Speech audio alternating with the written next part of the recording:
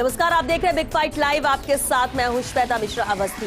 लोकसभा चुनाव 2024 की लड़ाई दिलचस्प होने लगी है। एक तरफ INDIA गठबंधन टूट रहा है तो दूसरी तरफ NDA मजबूत हो रहा है। विपक्षी महागठबंधन को एक करने वाले नीतीश कुमार NDA के पाले में आ गए हैं। झारखंड में भी गठबंधन की सरकार हिल चुकी है। हेमंत सोरेन पर जमीन घोटाले में ED ने शिकंजा कस दिया है। बिहार में लालू परिवार भी लैंड फॉर जॉब घोटाले में बुरा फंस चुका है। दिल्ली के CM अरविंद केजरीवाल भी ED के सवालों का सामना करने से कतरा रहे हैं। ममता बनर्जी कांग्रेस को खुला चैलेंज दे रही हैं। यानी जैसे जैसे लोकसभा चुनाव नजदीक आ रहे हैं वैसे वैसे विपक्षी गठबंधन बिखर रहा है। और अब तो कांग्रेस को भी विश्वास हो गया है कि अब की बार बीजेपी 400 पार जाने वाली है। कांग्रेस के अध्यक्ष मल्लिकार्जुन खड़गे के राज्यसभा में दिए गए बयान से फिलहाल तो यही साबित हो रहा है। राज्यसभा में बीजेपी के नारे को खड़गे दोहराते हुए नजर आए और खुलकर कह दिया, अब की बार बीजेपी 400 पार। अब सवाल यही उठता है कि राहुल गांधी भारत जोड़ो यात्रा के बाद देश भर में न्याय यात्रा निकाल रहे हैं और दूसरी ओर पार्टी के नेता हो या फिर विपक्ष के नेता राहुल की यात्रा का दम निकालने में कोई कसर नहीं छोड़ रहे हैं। एक और विपक्ष की एकता खंड खंड है तो वही भाजपा का आत्मविश्वास प्रचंड है। ऐसे में विपक्ष लोकसभा चुनाव की लड़ाई में कैसे पार पाएगा? आज बात इसी खास मुद्दे पर, अब की बार 400 पार।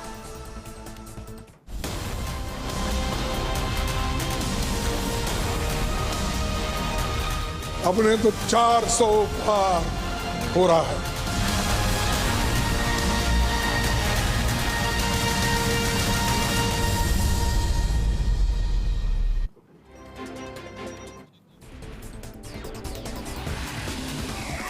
और इस खास मुद्दे पर चर्चा के लिए खास मेहमान हमारे साथ जुड़ चुके हैं। सबसे पहले उनसे रूबरू करा दे आपको। हमारे साथ है बीजेपी प्रवक्ता लक्ष्मीकांत भारद्वाज जी, कांग्रेस प्रवक्ता स्वर्णिम चतुर्वेदी जी हमारे साथ है और साथ ही राजनीतिक विश्लेषक महेश शर्मा जी भी हमारे साथ चर्चा में शामिल हुए हैं। बहुत स्वागत है आप सभी का बिग फाइट लाइव में। शुरुआत करते हैं स्वर्णिम जी आपसे ही, क्योंकि अब की बार 400 पार ये लगातार बीजेपी कहती रही है। इस बार का उसका स्लोगन है कि इस बार हम 400 के पार करेंगे, लेकिन सबसे अहम ये सवाल उठता है कि आज जो आपके अध्यक्ष ने कहा, मल्लिकार्जुन खड़गे ने कहा अब की बार 400 पार, वो चुटकी लेना चाह रहे थे या वाकई कांग्रेस मान चुकी है कि इस बार यही होने वाला है? क्या कहना चाह रहे थे, क्या थी उनकी मंशा?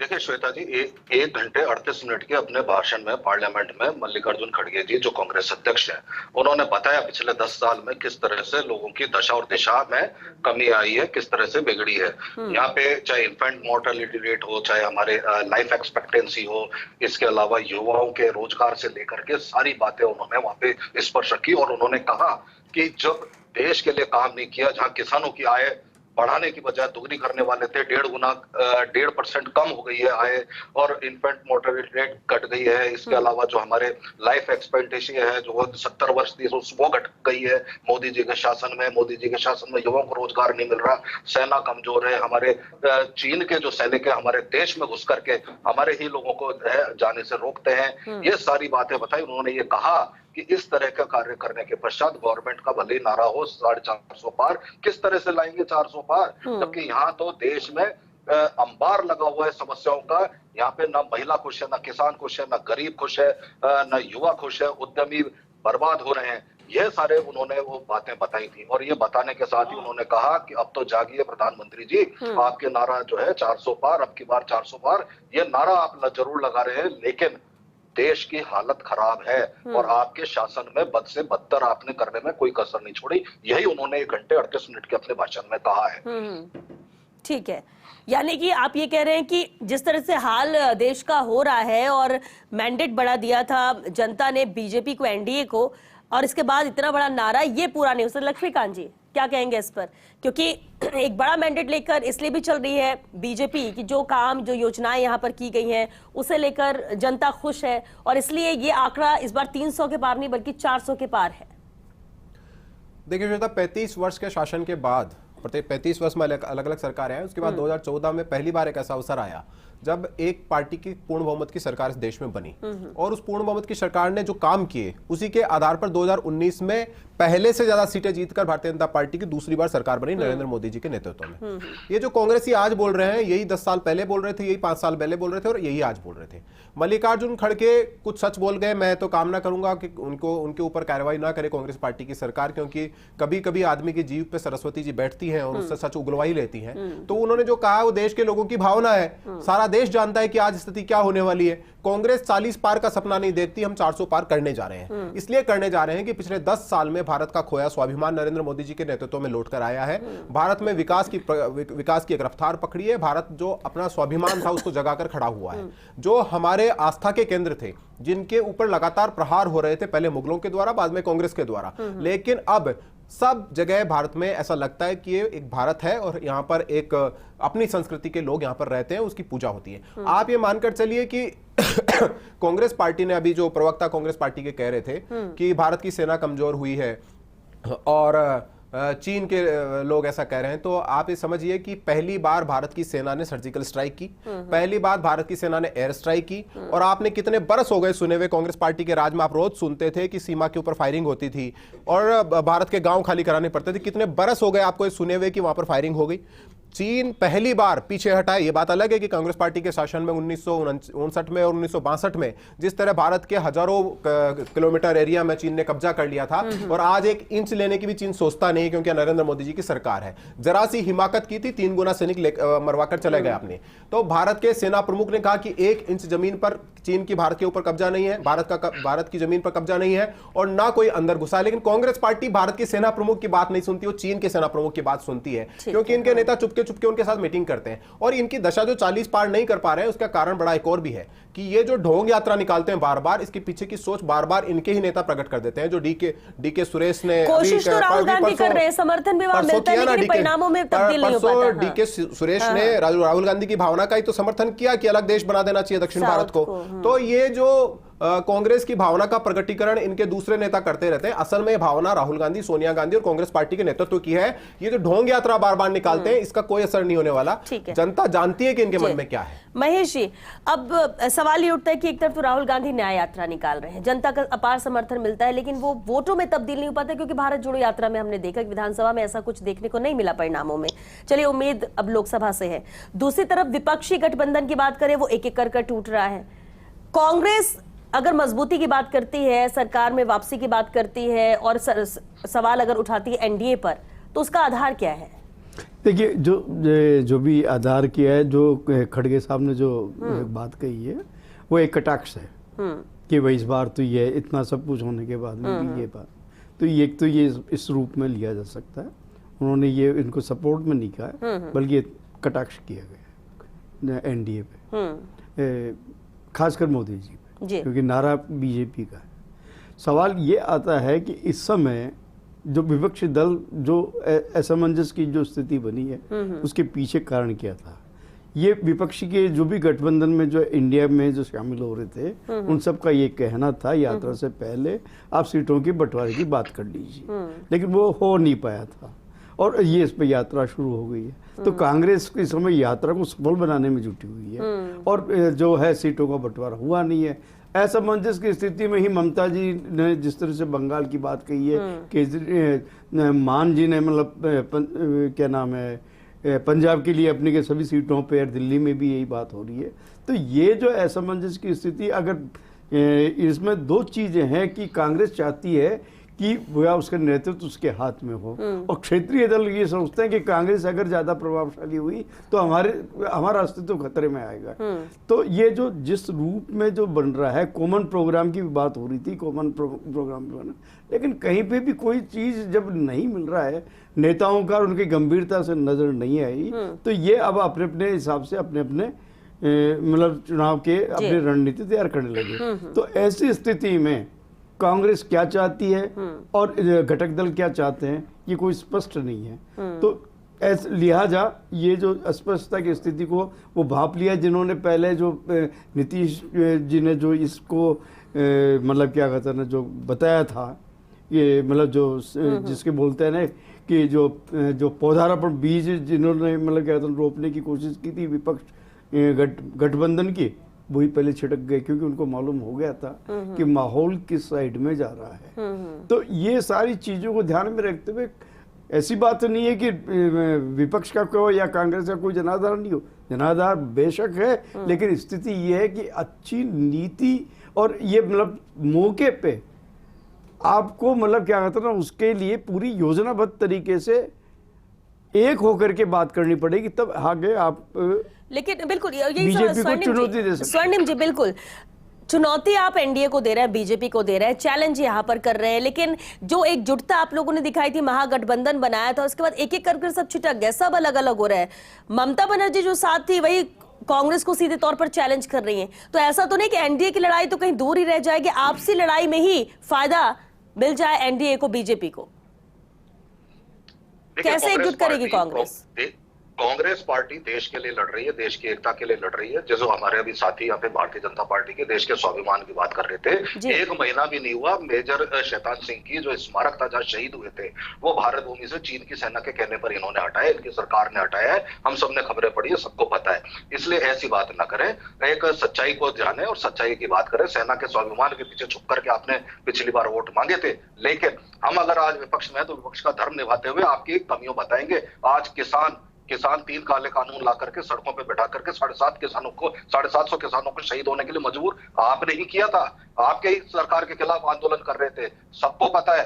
आज बेरोजगारी से जो युवा परेशान है, कहना चाहिए 45 वर्ष की स्वर्णिम जी मेरे सवाल का जवाब दीजिए। सवाल विपक्षी महागठबंधन को लेकर था, कैसे एकजुट करेंगे? क्योंकि फिर सवाल ये उठता है कि आप लोग लड़ाई तो तब सामने वाले से लड़ेंगे जब खुद मजबूत होंगे।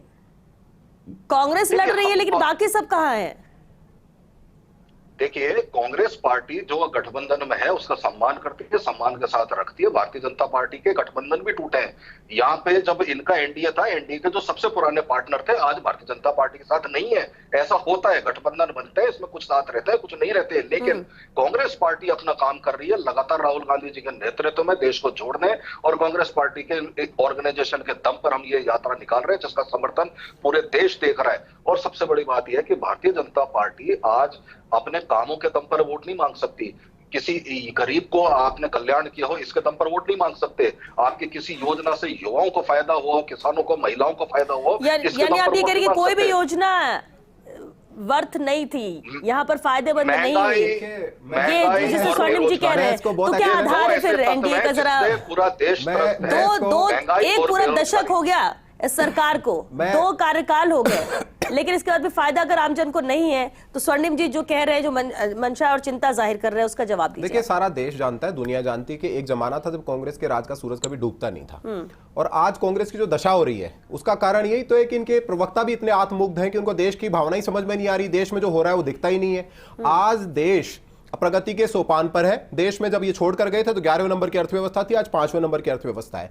वंदे भारत जैसी एक्सप्रेस आज भारत में बनने लगी। ये 200 से ज्यादा मोबाइल कंपनियां भारत में आई हैं। 38 किलोमीटर प्रतिदिन सड़क बनती है। हवाई अड्डों की संख्या दुगनी हो गई है। और कितने काम यहां देश में हो रहे हैं ये कांग्रेस पार्टी को दिखाई नहीं देते। और ये जो उलूल जुलूल बातें करते हैं, इसी के कारण इनकी ये दशा है। इनके राज में आपको ध्यान होगा, जब अंतिम समय पर इनका राज चल रहा था केंद्र सरकार का, तब शहीद हेमराज का सर काट कर ले गए थे पाकिस्तानी सैनिक, और ये वो सर भी नहीं ला पाए थे जो आज ये बातें करते हैं। आज मोदी जी की सरकार है, किसी की हिम्मत नहीं है आंख दिखाकर भारत से बात कर ले। ये मोदी जी की सरकार है और उसको देश की जनता जानती है, इसीलिए आज 10 वर्षों से ना केवल लेकिन आपकी बार 400 पार, इसका सबसे बड़ा आधार बीजेपी का क्या है? इसका सबसे बड़ा आधार है हमारी गरीब कल्याण की योजनाएं। इसका सबसे बड़ा आधार है विकास आधारित योजनाएं। इसका आधार है नरेंद्र मोदी जी की लोकप्रियता, और उन्होंने जो 10 वर्षों तक इस देश के अंदर जो जनता की सेवा करने की पराकाष्ठा पार की है, वो हमारी जीत का आधार है। और ना केवल आधार है बल्कि हमने प्रमाणित किया है बार बार कि देश की जनता चाहती है कि नरेंद्र मोदी जी की सरकार यहां पर बने। आप देखिए, जो मूलभूत सुविधाएं हैं इस देश की 70 वर्षों के शासन में दी नहीं कांग्रेस पार्टी की सरकार ने। आज शौचालय बनकर 11.5 करोड़ शौचालय बनाए, 11.5 करोड़ से ज्यादा किसानों को किसान सम्मान निधि का लाभ मिला, लोगों को 4 करोड़ से ज्यादा घर बना कर दिए, उज्ज्वला योजना के कनेक्शन दिए 10 करोड़ से ज्यादा। कितने काम ये राजीव गांधी जी कहा करते थे कि मैं दिल्ली से 1 रुपया भेजता हूं तो नीचे 14 पैसे पहुंचते हैं। डीबीटी के माध्यम से आज 1 पैसे का 1 पैसा नीचे तक पहुंचता है, क्योंकि भारत सरकार ने 50 करोड़ से ज्यादा लोगों के खाते खोलकर दिए हैं। ये जो काम आज देश में कांग्रेस को दिखते नहीं है, ये तो इसीलिए तो इनकी नैया डूबती है ना। देखिए, आप राजस्थान में डूबी,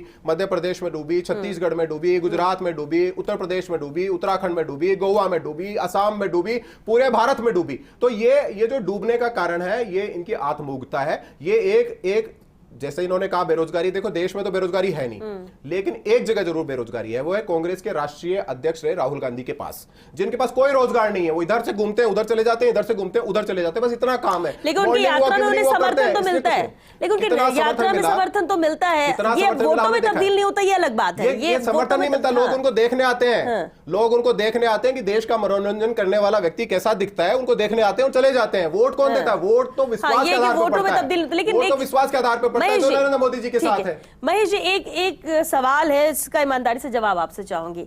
सवाल ये कि कॉन्फिडेंस भी है, योजनाएं जो लेकर आई केंद्र, दो कार्यकाल पूरे कर चुके हैं, इसलिए कॉन्फिडेंस है जो बोल रहे हैं कि अब की बार 400 पार। लेकिन जनता के सामने भी कई बार होता है, जब हमारे पास दो मजबूत चीजें होती तो हमें उसे चुनने में थोड़ा सा वक्त भी लगता है और आप सोचते हो कि क्या करें, इसको चुने या उसको चुने। सरकारों में भी यही है। क्या विपक्षी इतने मजबूत नहीं है, इस वजह से ही जनता को लगता है कि नहीं जो सरकार चल रही है वही ठीक है, या फिर योजनाएं या कार्य या विकास इतना ज्यादा हुआ है कि लोगों को भरोसा है कि यही सरकार आगे ले जा सकती है देश को? देखिए, दो चीजें हैं इसमें। ये जो आपने अंतरिम बजट देखा है आपने, इसमें कोई भी लोक भवन या चुनावी वादे नहीं किए गए, तो ये दिखा रहा है भाजपा में कॉन्फिडेंस का। और दिक्कत ये कि इनके खिलाफ जो मुद्दे जो उठाने चाहिए थे विपक्ष को, कांग्रेस को खासकर, वो इतना प्रभावशाली तरीके से नहीं उठा रहे, और जितना कि उनका ध्यान आकर्षित नहीं कर सकती जनता को। अब होना ये चाहिए था कि इनको ये मुद्दे बनाते और अपने जो गठबंधन जो बनाया है इंडिया, वो उसका मतलब क्या कहता है ना, मजबूती की और सीटें बंटवारे, जो विवाद का विषय हो सकता है उनका निपटारा पहले करते हैं, क्योंकि ये सबसे बड़ी अगर कहे तो राजनीतिक पार्टी है इस INDI की, तो उसमें सबसे बड़ी बात ये कांग्रेस ही है। और कांग्रेस का नेतृत्व को चाहिए था कि वो यात्रा के सफलता के पीछे नहीं भाग करके उसे अपने मुद्दों को ढूंढना चाहिए। ये मुद्दे हैं, ऐसी बात नहीं कोई राम मंदिर बना के या मतलब और किसी जो चीज़ें हुई है उनको लेकर के, लेकिन आपको प्रभावशाली तरीके से ऐसा नेतृत्व को ढूंढना चाहिए था, ऐसा करना चाहिए, प्रोजेक्ट करना चाहिए, मुद्दे उठाने चाहिए और आम जनता के बारे में बात करनी चाहिए, न कि इस समय यात्राओं का दौड़ नहीं है। अब चुनाव सिर्फ हैं और आप यात्राएं निकाल रहे हैं। स्वर्णिम जी, जो अभी महेश जी ने कहा कि यहाँ तो अब तक तो अगर महागठबंधन की, चलिए आपने एक बात कही कि पार्टी में सब शामिल होते हैं, टूटते हैं, अलग होते हैं, सब चलता है और देखा भी है पहले भी, बिल्कुल ठीक कहा आपने। लेकिन ये जो वक्त था, बहुत पहले से महागठबंधन चल रहा है, कितनी बैठकें यहाँ पर हो गई, सीट बंटवारे को लेकर बातचीत हो गई, किसी निर्णय पर नहीं पहुंच पाते, और जब यहाँ निर्णय पर पहुंचकर जनता के बीच जाना चाहिए था तब यहाँ टूट की कगार पर नजर आ रहा है। कैसे इसे मजबूत करेंगे, या फिर अब कांग्रेस सिर्फ जो साथ है उन्हीं को लेकर ही आगे बढ़े और यहाँ पर मुकाबला करने के लिए सामने है? क्या रणनीति है? देखिए श्वेता जी, कांग्रेस पार्टी और जो हमारा इंडिया गठबंधन है, ये एक बिल्कुल पुरजोर तरीके से भारतीय जनता पार्टी के खिलाफ पूरी ताकत के साथ चुनाव लड़ेगा। और जो मुद्दे हैं वो मुद्दे देश के लिए ही उठाए जा रहे हैं। जो यात्रा निकल रही है, न्याय यात्रा है, जिसमें किसानों को न्याय दिलाने के लिए, युवाओं को न्याय दिलाने के लिए, जो बेरोजगारी से त्रस्त है, महिलाओं को न्याय दिलाने के लिए जो महंगाई से त्रस्त है, और जो किसान है जिसकी आय दुगनी करने वाले थे उनके लिए, गरीबों को न्याय दिलाने के लिए, जिनको 80 करोड़ लोगों को ये राशन देने की बात करते हैं, वो सब गरीब हुए ना। अर्थव्यवस्था आज रसातल में है, ये सबको समझ में आ रहा है, और गरीबी बढ़ती जा रही है, कुछ चंद लोग अमीर होते जा रहे हैं, ये सब देश को समझ में आ रहा है। और इसको और बेहतर तरीके से लोगों के बीच ले जाने के लिए ही ये नया यात्रा निकल रही है, इसीलिए इसको समर्थन भी मिल रहा है। निश्चित रूप से आने वाले चुनाव में भारतीय जनता पार्टी कितने भी जोर लगा ले, लेकिन मजबूती के साथ चुनाव लड़के हम हराएंगे। और इन्हीं मुद्दों पर स्वर्णिम जी, अब की बार 400 पार होगा या नहीं होगा? बीजेपी तो नारे कॉन्फिडेंस के साथ लगा रही है, लेकिन कांग्रेस कैसे देखती है? देखिए, बीजेपी ने बंगाल में भी नारा लगाया था, उत्तर प्रदेश में भी लगाया था, बीजेपी ने बिहार में भी लगाया था। ये सारे नारों के बाद देखिए, स्वर्णिम जी ने 3 राज्यों का नाम लिया, मैं उन तीनों की बात करता हूं। बंगाल में भारतीय जनता पार्टी पिछले चुनाव में 2 सीटों पर थी, हम वहां 73 सीटें जीत कर आए, कांग्रेस 2 सीटों पर पहुंच गई जो 70 सीटों की पार्टी थी। बिहार में हम सबसे बड़ी पार्टी थी, चुनाव जीतकर हम लोग आए थे, बाद में ये साथ में लेकर चले गए। उत्तर प्रदेश में शायद इनको याद नहीं कि हमारी 275 सीटें और आपकी 1 सीट है उत्तर प्रदेश में। तो स्वर्णिम जी, बोलते बोलते थोड़ा ध्यान रख लीजिएगा कि आप बोल क्या रहे हैं। राजस्थान में आपकी क्या दशा हुई, और राजस्थान में आपने कितने लोगों को न्याय दिया, और सारे राजस्थान की जनता ने देखा है। कितने ने ना योगेश जाटव को न्याय दे पाए, ना हरीश जाटव को न्याय दे पाए, ना आदर्श तापड़िया को न्याय दे पाए, ना कृष्णा वाल्मीकि को न्याय दे पाए, ना रतन जनता ने सोनी को न्याय दे आपके पाए, मंत्री को आपकी न्याय आंखों के दिया है। सामने लोग आपको मार याद दिए होगा। गए, टुकड़ों में बिल्कुल, काट उकता काट गई है कर जनता। भट्टियों में जलाई आपसे गई। भी उकता क्या गई, आप न्याय आपकी की बात पार्टी से करोगे? उकता गई, आप आपके न्याय की बात करोगे? जो तो लोग न्याय उकता के गई है चलिए, जनता। वक्त प्रतीक हो है गया है। राहुल गांधी स्वर्णिम और जी, उनकी कांग्रेस लक्ष्मीकांत पार्टी। जी, महेश जी, बहुत शुक्रिया आप सभी का इस चर्चा में शामिल होने के लिए। देखिए, इतना तो तय है कि अब की बार 400 पार ये बीजेपी बोल रही है, नारा लेकर चल रही है और कॉन्फिडेंट है इस बात को लेकर कि इस बार सीट 400 के पार आएगी। लेकिन तंज कसने के इरादे से ही सही, लेकिन अगर मल्लिकार्जुन खड़गे जो कि अध्यक्ष कांग्रेस के, अगर वो ये इस बात का जिक्र करते हैं, हालांकि पहले उन्होंने और भी आधार दिया कि क्या स्थिति देश की रह गई है, लेकिन सवाल ये भी उठता है कि विपक्ष भी मजबूत नहीं है, महागठबंधन भी टूट की कगार पर है, तो आखिर अपने लोगों को साथ लेकर चलने के बाद जनता के बीच में क्या पहुंचेंगे, किन मुद्दों के साथ पहुंचेंगे, क्या आधार यहां पर देंगे कि कैसे विपक्ष बेहतर है? बड़ा चैलेंज जरूर यहां पर रहेगा। अब देखना होगा कि अब की बार 400 पार बीजेपी जो कह रही है वो सही होता है या फिर विपक्ष जिस मजबूती के साथ तख्ता पलट की बात कर रहा है या विपक्षी एकता की बात कर रहा है उसमें सफल होता है। चलिए, इसी के साथ बिग फाट लाइव में आज के लिए बस इतना ही। दीजिए इजाजत, नमस्कार।